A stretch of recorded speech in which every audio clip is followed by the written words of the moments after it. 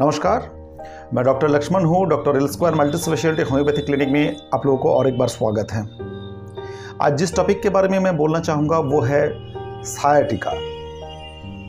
सायाटिका में जो लोग सफ़र कर रहे हैं शायद उन लोगों के लिए नाम बहुत जाना पहचाना सा है, बल्कि उन लोगों के लिए काफ़ी मतलब बुरा एक्सपीरियंस भी है, ये कह सकते हैं। लेकिन इस दुनिया में बहुत सारे लोग हैं जो सायाटिका क्या है उस चीज़ के बारे में बिल्कुल भी अनजान हैं। जबकि मेरे देश में मतलब भारत में जो है लगभग करीब 3 से 7 करोड़ लोग जो है इस बीमारी से ग्रस्त है। 3 से 7 करोड़ लोग कम नहीं होता है, ठीक है। तभी जो है इस टॉपिक को, इस बीमारी को मैंने चूज़ किया कि इस बीमारी में है क्या, एक्चुअली सायाटिका है क्या। सायाटिका और कुछ नहीं है, हम लोग का जो शरीर का जो है सबसे बड़ा एक नार्व है, उस नार्व का नाम है सायाटिका। और ये चर्चा में तभी है जब इस नार्व में कोई दर्द होता है, पेन होता है, तब जाकर जो है ये चर्चा में होता है और हम लोग डॉक्टर के पास जाते हैं और एक्सेट्रा बहुत कुछ चीज़ें होता है। और ये नार्व रहता कहाँ पर है? बेसिकली ये नार्व का जो जड़ है, जहाँ से ये निकलता है, तैयार होता है, इसका जो अगर मेडिकल टर्मिनोलॉजी का लिया जाए तो ये लंबर प्लेक्सस, मतलब कमर से ये जो है नार्व प्रोड्यूस होता है, ये ओरिजिनेट होता है, ठीक है। S4 से लेके L4 से लेके S3 तक जो है इसमें लंबर वर्टिब्रा मतलब जो हड्डी है वहाँ से ये ओरिजिनेट होता है। वहाँ से ओरिजिनेट होके एक नार्व होके क्या होता है कि आपके पैर के जो पिछले का जो पोर्शन है उस पोर्शन के पीछे से जो है वो नीचे की तरफ जाते हैं, ठीक है।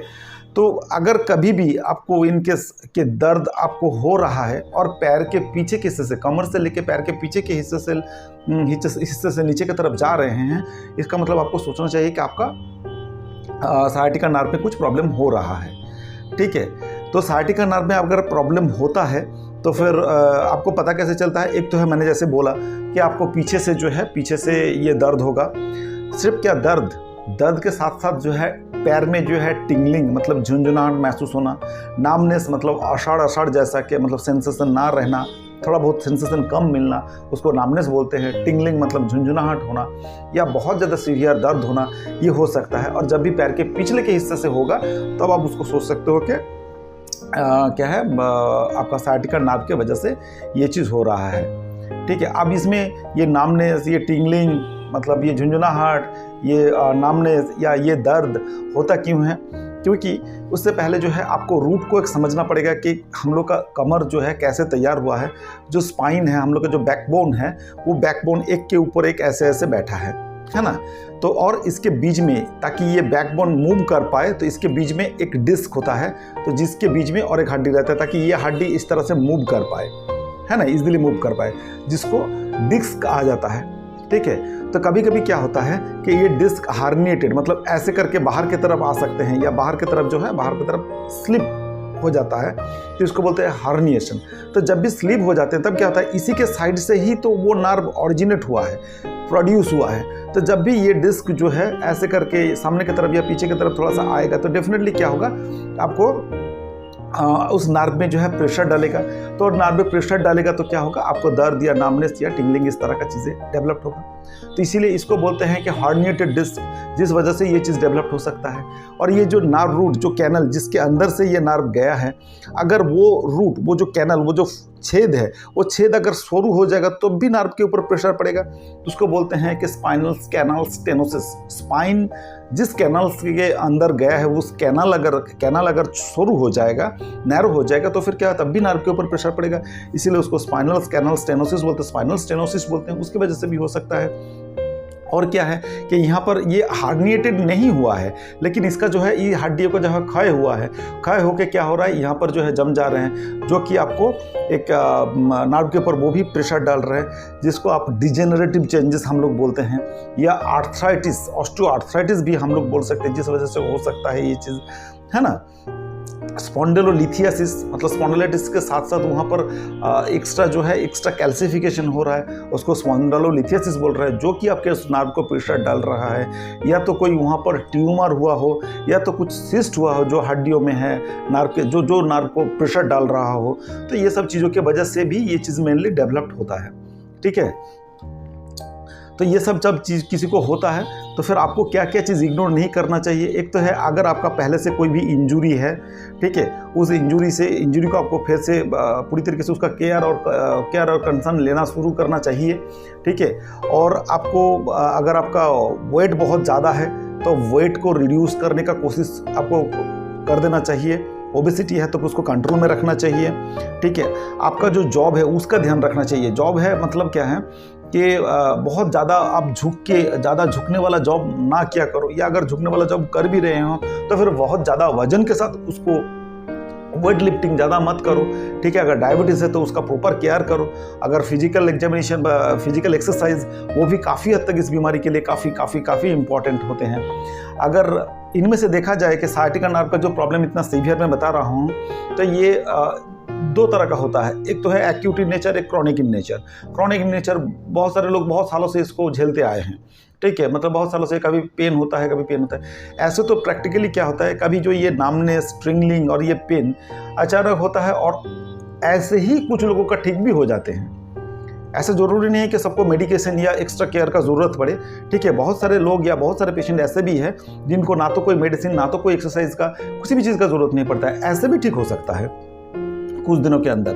बट बहुत सारे पेशेंट ऐसे हैं जो बहुत दिनों से इस चीज़ को झेल रहे हैं, और अगर आप भी इस चीज़ को झेल रहे हो बहुत दिनों से, प्लीज़ इसको इग्नोर मत करो। अगर इग्नोर करोगे तो आपको बहुत ज़्यादा पेन हो सकता है कभी कभी।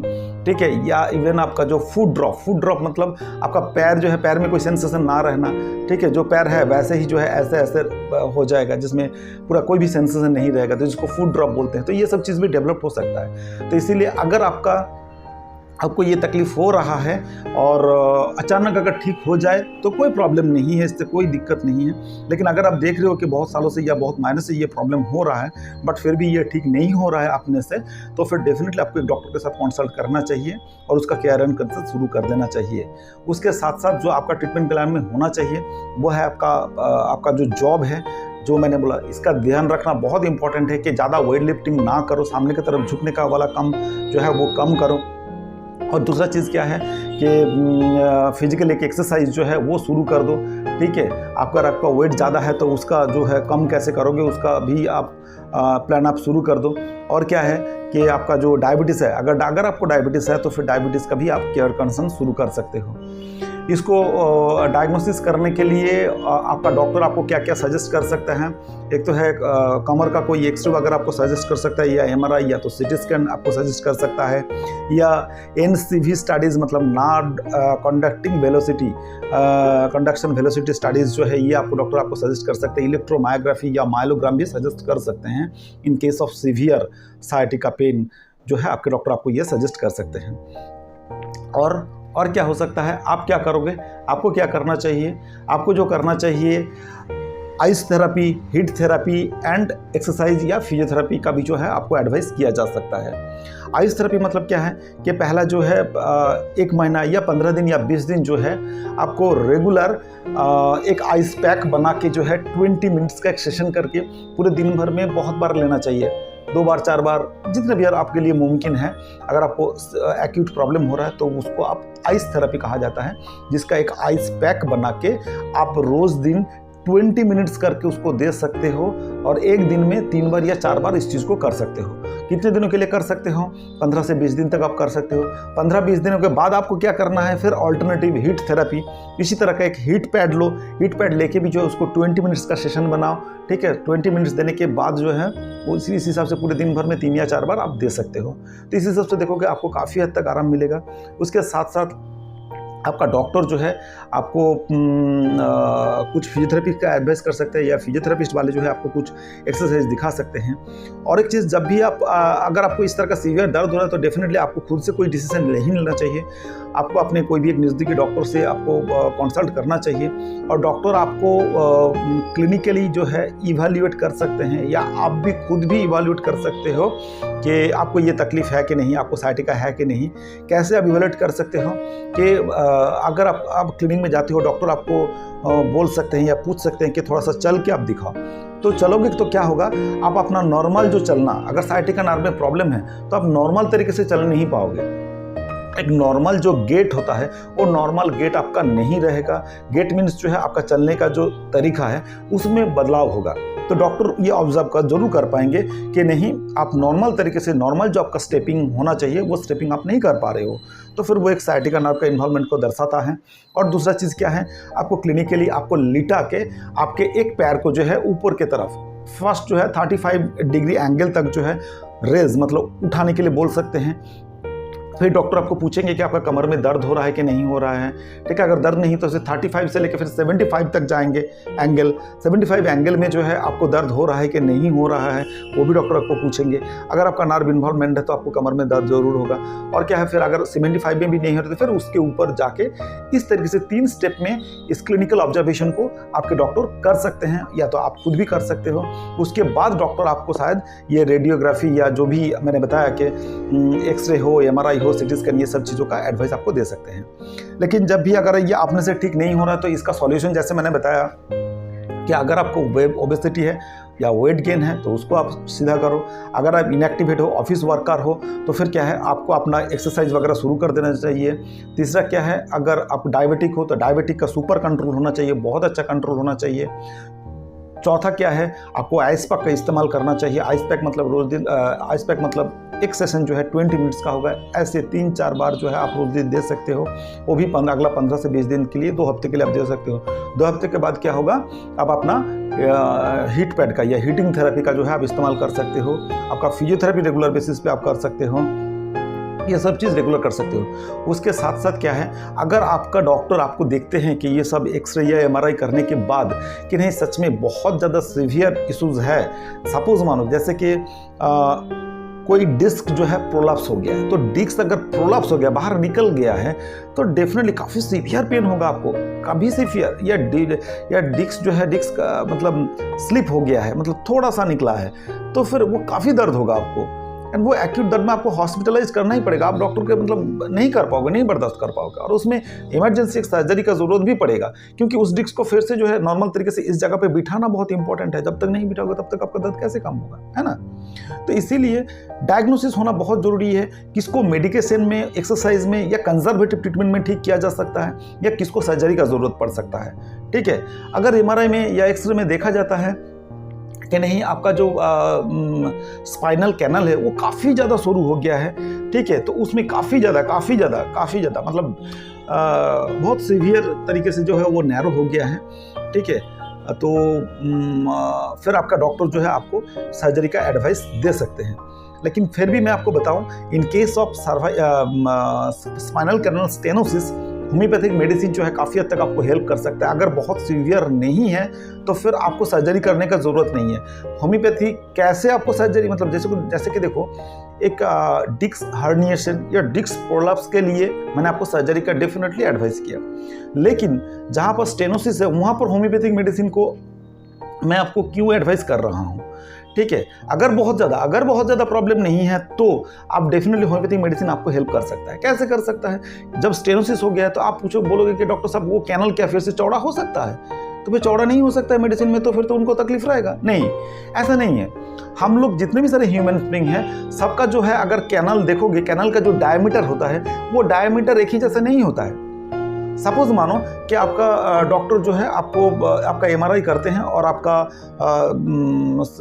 स्पाइनल कैनल का जो डायमीटर है वो डायमीटर आता है मानो कि 10 mm, ठीक है, तो 10 मिलीमीटर आते हैं। तो 10 मिलीमीटर अगर आते हैं तो फिर आपको तकलीफ हो रहा है, पेन हो रहा है, तो डॉक्टर डेफिनेटली आपको सजेस्ट करेंगे कि नहीं, इसको तो ओटी करना पड़ेगा, क्योंकि ये 10 mm से 16-17 mm तक इसको बढ़ाना होगा। तो फिर उस छेद को अगर बढ़ा दोगे तो फिर प्रॉब्लम सॉल्व। ठीक है, लेकिन मैं बोल रहा हूँ आपको तकलीफ हो रहा था 10 mm में, इसीलिए डॉक्टर आपको सजेस्ट कर रहे हैं सर्जरी के लिए। लेकिन अगर मान लो कि ऐसे भी जिसको दर्द नहीं है, जिसको कोई भी सिम्टम नहीं है, लेकिन ऐसे भी बहुत सारे लोग हैं जिनका अगर आप MRI करोगे, देखोगे कि उनका नॉर्मल या नेचुरली जो है उसका 10 mm ही है। ठीक है, तो फिर उनको नेचुरल 10 mm है, उनको तकलीफ नहीं हो रहा, उनको पेन नहीं हो रहा है।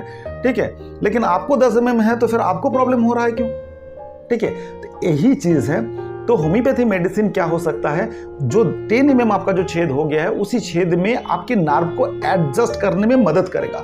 मतलब जो प्रेशर हो रहा है, प्रेशर की वजह से जो आपके नर्व में इंजुरी डेवलप्ड हो रहा है, उस इंजुरी को हिल अप करने में मदद करेगा। इसीलिए कंटिन्यूअस होम्योपैथिक मेडिसिन में आप रहोगे तो देखोगे धीरे धीरे उसी 10 mm में ही आपका जो है आपका नर्व एडजस्ट करना शुरू कर देगा। ठीक है, और आपको दर्द वगैरह भी नहीं होगा, धीरे धीरे वो कम भी हो जाएगा। तो आपको सर्जिकल सॉल्यूशन का जरूरत नहीं पड़ेगा in case of spinal canal stenosis. ठीक है, अगर सीवियर, मैं बार बार यही चीज बोल रहा हूँ, अगर सीवियर केसेस नहीं है तो डेफिनेटली स्पाइनल स्कैनल स्टेनोसिस में आपको सर्जरी करने का जरूरत नहीं पड़ेगा। एक होम्योपैथिक मेडिसिन आपको बहुत अच्छे तरीके से रिलीफ दे सकते हैं, और उसको मैंने एक्सप्लेन भी किया कि कैसे ये होम्योपैथिक मेडिसिन करता है। ठीक है, और ऐसे भी ये सब अगर रीज़न छोड़ भी दोगे तो फिर ये जो साइटिका नर्व का प्रॉब्लम है, इस साइटिका नर्व का प्रॉब्लम को काफ़ी हद तक इफेक्टिवली आपको कोई भी किसी भी तरह का स्टेरॉयड इंजेक्शन या सर्जरी किल्स का जरूरत नहीं पड़ता है, एक्सेप्ट प्रोलैप्स ऑफ डिस्क छोड़ के। बाकी सभी केसेस लगभग जो है 90% केसेस जो है होम्योपैथी एंड आपका एक्सरसाइज और ये मैनेजमेंट आपको ईजिली ट्रीट कर सकता है, इजिली ट्रीट कर सकता है। कोई भी स्टेरॉयड इंजेक्शन, कोई भी सर्जिकल प्रोसीड्योर में आपको जाने का जरूरत नहीं है, एक्सेप्ट प्रोलैप्स ऑफ डिस्क छोड़ के होम्योपैथी। क्योंकि ये जो है national institute of homeopathy, national institute of health, जो एक अमेरिकन इंस्टीट्यूट है, तो गवर्नमेंट इंस्टीट्यूशन है, वो लोग काफ़ी हद तक जो है ये होम्योपैथिक मेडिसिन को लेके बहुत हद तक रिसर्च वर्क किए हैं, एंड उनका जो है एक क्लिनिकल रिसर्च वर्क डेवलप किए हैं ये सब मेडिसिन के ऊपर, और ये सब बीमारी के ऊपर अलग अलग तरीके से पेशेंट के ऊपर ये सब मेडिसिन प्रयोग किया गया था। देखा गया है कि काफ़ी इफेक्टिव ट्रीटमेंट, इफेक्टिव मेडिसिन है इसमें। ठीक है, उन मेडिसिन में से कुछ मेडिसिन का नाम मैं जरूर लेना चाहूँगा, ताकि प्लम्बम मेट, हाइपेरिकम, लिडाम्पल, रूटा, रास्टाक्स, ब्रायनिया, बेलिस्पेरिनेस, ये सब मेडिसिन काफ़ी हद तक काफ़ी अच्छे से काम करते हैं, और काफ़ी बड़ा बीमारी जिससे आप सालों से परेशान हो, जिससे सपोज मानो कि एक बार आप स्पाइनल स्कैनल स्टेनोसिस का आपने ऑपरेशन कर भी लिया, फिर से रिपीट हो रहा है आपको, तो ये छोटा मेडिसिन आपको मतलब आप सोच भी नहीं सकते हो कि आपको कितना ज़्यादा या कितना अच्छा रिलीफ दे सकते हैं। ठीक है, तो जो होप आपका ख़त्म हो गया था ज़िंदगी से, वो होप जो है फिर से लौट के आ सकता है। ठीक है, तो इसीलिए ये सब मेडिसिन का भी जो भी नाम मैंने बताया, प्लीज़ अपने से खुद ट्राई मत करो। ठीक है, मैं मानता हूँ ये सब मेडिसिन का साइड इफेक्ट उतना नहीं है, ठीक है, लेकिन मेडिसिन का, कोई भी मेडिसिन का गलत इस्तेमाल भी नहीं होना चाहिए। उसका जो एक्सपर्ट, मतलब एक रजिस्टर्ड होम्योपैथ डॉक्टर के साथ कंसल्ट करके ही ये सब मेडिसिन आपके ऊपर प्रयोग होना चाहिए। तो इसीलिए अगर आपको भी साइटिका नर्व का प्रॉब्लम है, अगर आप डायग्नोसिस कर चुके हो या डायग्नोसिस हो चुका है आपका पहले से ही, तो फिर आप कोई भी आपका नज़दीकी जो है एक रजिस्टर्ड होम्योपैथिक डॉक्टर के साथ कंसल्ट कीजिए, and believe me, you will get relief definitely, I can say you. नमस्कार।